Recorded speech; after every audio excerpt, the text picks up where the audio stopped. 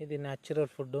దీని మొన్న మనం చెప్పుకున్నాం కదా, న్యాచురల్గా వేస్తే రిజల్ట్ వస్తుంది లేదని.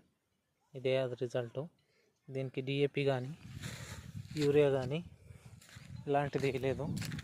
ఎందుకంటే రసాయన పదార్థాలు కూడా ఏం వాడలేదు. పురుగు కానీ ఎలాంటి తెగ ఆకుపైన తెగ కానీ ఏర్పడలేదు. కొంతమంది ఏం చేస్తారంటే ఆ మందు ఈ మందు రసాయన పదార్థాలు వాడి ఫుడ్ను తొందర రావడానికి ప్రయత్నిస్తారు. దానివల్ల మన బాడీ అనేది చాలా చాలా డ్యామేజ్ అవుతుంది.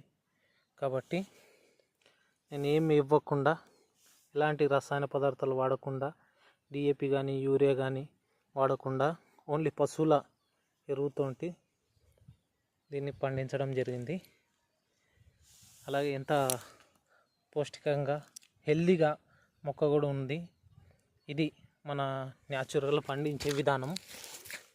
మనం అనుకుంటాం అన్ని విధాలుగా రసాయనాలు వాడితేనే పంట అనేది మంచిగా ఉత్పత్తి అవుతుందని. తప్పు. నేను దానికి ఇదే నిదర్శనం. దీనికి ఎలాంటివి వాడలేదు.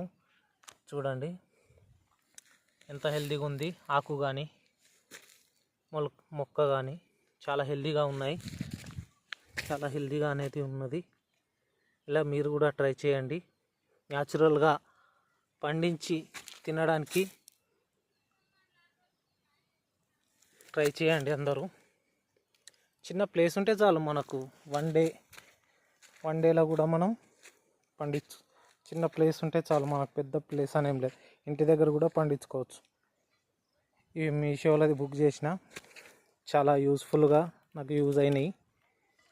ఎందుకంటే చాలా హెల్ప్ఫుల్గా యూజ్ అయినాయి. ఇలా మీరు కూడా ట్రై చేయండి.